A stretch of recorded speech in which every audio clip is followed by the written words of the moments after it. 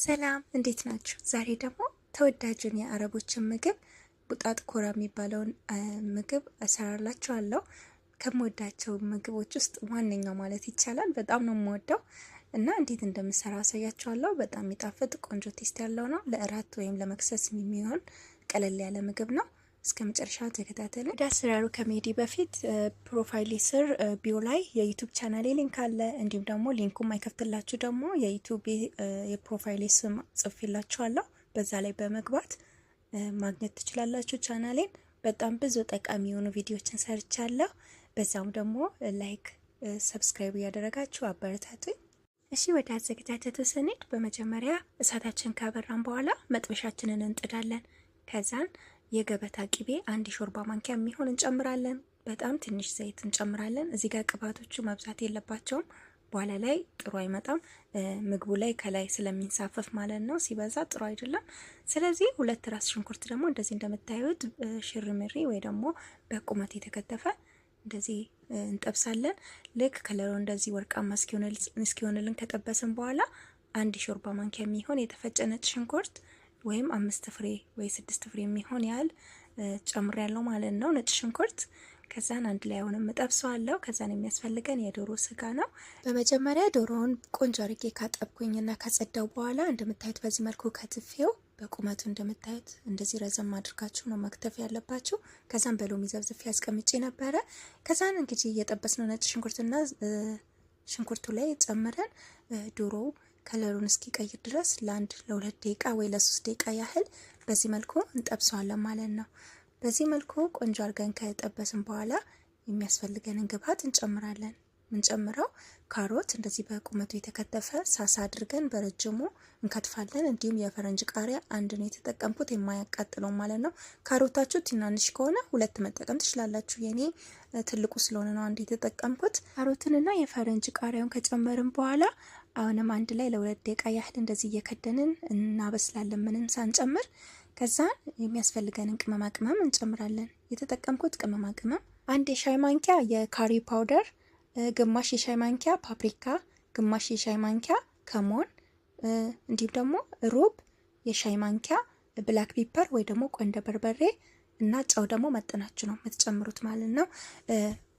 ቆንደ በርበሬውም በጣም አሳንሶ እንዳያስታውቅ ማለት ነው። ሩብ ማንኪያ ነው መሆን ያለበት። ፓፕሪካውም ደግሞ ከግማሽ የሻይ ማንኪያ እንዳያልፍ፣ ምክንያቱም ከለሩ እንዳይቀይርብን። ታዲያ ቅመሞችን ከጨመረን በኋላ እንደዚህ እንደምታዩት እንደዚህ ቆንጆ ነው እስኪበስልልን ድረስ ለ15 ደቂቃ ያህል እናበስለዋለን ማለት ነው። እየከደንን እየከፈትን እንዳይቃጠልብን ደግሞ እያማሰልን። ከዛን እዚህ ጋር እንግዲህ እንደምታዩት ድንች አለኝ። 5 ወይ 6 ፍሬ የሚሆን ድንች ቀቅያለሁ ማለት ነው። ድንቹን ልጬው ከትፌው ነው የቀቀልኩት ማለት ነው። ምክንያቱም ምንም ጊዜ ሳይፈጅ በጣም በአጭር ደቂቃ ውስጥ ቶሎ ሙክክ ብሎ ይበስልልናል ማለት ነው። እዚህ ጋር በትኩሱ በቢላ እንደዚህ ካፈረካከስኩት በኋላ የሚያስፈልገን 2 የሾርባ ማንኪያ የሚሆን ይህንን ቅቤ ነው የተጠቀምኩት፣ የገበታ ቅቤ። ከዛን ትንሽ ጠብታ ወተት ጨመርኩኝ፣ ጨው ትንሽ ጨመርኩኝ። ከዛን በደንብ አድርጌ እንደዚህ አፈረካክሷለሁ ወይም አደቀዋለሁ ማለት ነው። ይሄኛው ለድንች ተብሎ የሚሸጥ ነው፣ መጨፍለቂያ ነገር ነው እና ለዚሁ ተብሎ የሚሸጥ ነው ማለት ነው፣ የተዘጋጀ ነው። እዚህ ጋር 1 ሾርባ ማንኪያ ኮረን ስታርች እና ኦሪጋኖ ትንሽ ጨምር ያለው ለቴስቱ። ኦሪጋኖ በጣም ቆንጆ ቴስት ይሰጠዋል፣ ስለዚህ ጨምሩ። ከዛን እዚህ ጋር ደግሞ የቀረውን በደንብ ያልደቀቀውን ወይ ያልተበተነውን እንደዚህ በእጄ እበትናለሁ ማለት ነው። እንደዚህ አድርጋችሁ ሲቀዘቅዝ ግን በጣም በትኩሱ ሲሆን እጃችሁን ስለሚያቃጥላችሁ ትንሽ ቀዝቀዝ ሲል በደንብ አድርጋችሁ በእጃችሁ በትኑት። ከዛን ወደ ቀጣዩ ስራችን እንሄዳለን። እዚህ ጋር ቫይሬክስ ካዘጋጀው በኋላ አሁን የጠበስነውን ዶሮ ስጋ ከስር እናደርጋለን። እንደዚህ እንደምታዩት እንግዲህ ከስር ሁሉንም እኩል በእኩል ካስተካከልን በኋላ ከዛን የሚያስፈልገን ምንድን ነው? አሁን ያዘጋጀነውን ድንች በዚህ መልኩ እንደዚህ ድቡልቡል እያደረግን ወይም እንደ ኳስ እንደዚህ እያደረግን ማለት ነው ከላይ እንደረድራለን ማለት ነው። ልክ እንደዚህ ካዘጋጀን በኋላ አሁን ደግሞ ከላይ የምንጨምረውን ክሬም እናዘጋጃለን ማለት ነው። ክሬሙን ለማዘጋጀት የተጠቀምኩት መጀመሪያ ሰፋ ያለ ሳህን ካዘጋጀን በኋላ እዚህ ጋር እንግዲህ ጅብን ግላስ ወይ ደግሞ ክሬም ቺስ ነው 4 የሾርባ ማንኪያ የሚሆን ጨምር ያለው። ከዛን እዚህ ጋር ቲክ ክሬም ወይ ደግሞ ጌመር የሚባለውን ትልቁን 1 ጨምር ያለው። በመቀጠል የሚያስፈልገን 1 ኩብ የሚሆን የኩኪንግ ክሬም ይሄኛው ማለት ነው እንጨምራለን። ከዛን እነዚህን በደንብ አድርገን እንቀላቅላለን። የጓገለ ነገር እንዳይኖር በደንብ እንዲዋሃድና እንዲበተን እናደርጋለን። መጀመሪያ በማንኪያ እንደዚህ ካደረኩ በኋላ ከዛም በእንቁላል መምቻ በደንብ አድርጌ መታውት ከውስጡ የጨመርነው ጌመር እንዳይጓገል ማለት ነው። ከዛን ልክ እንደዚህ ሲሆንልን ከላይ እናፈሳለን ማለት ነው። ሁሉንም ክሬም ያዘጋጃችሁትን ጨምሩ፣ አይበዛም፣ ምክንያቱም እሳት ውስጥ ሲገባ የመወፈር ባህሪ ስላለው ማለት ነው።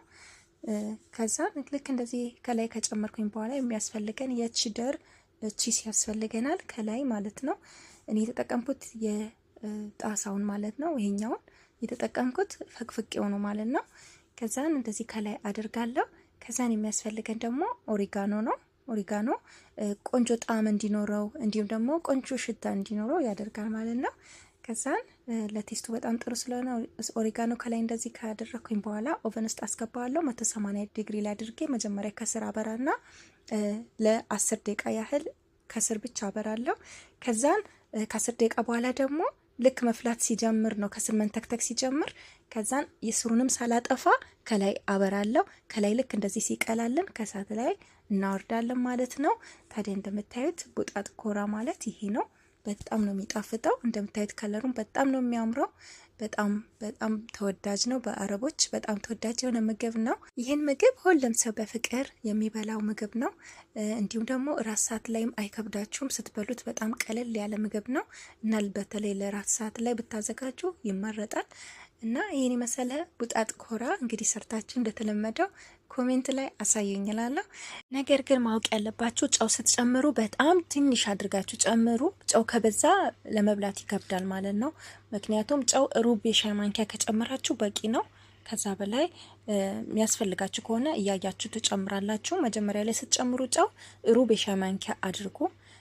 ጨው ቶሎ ነው የሚሰማው ማለት ነው እና ስለዚህ ጨው እንዳታበዙላለሁ።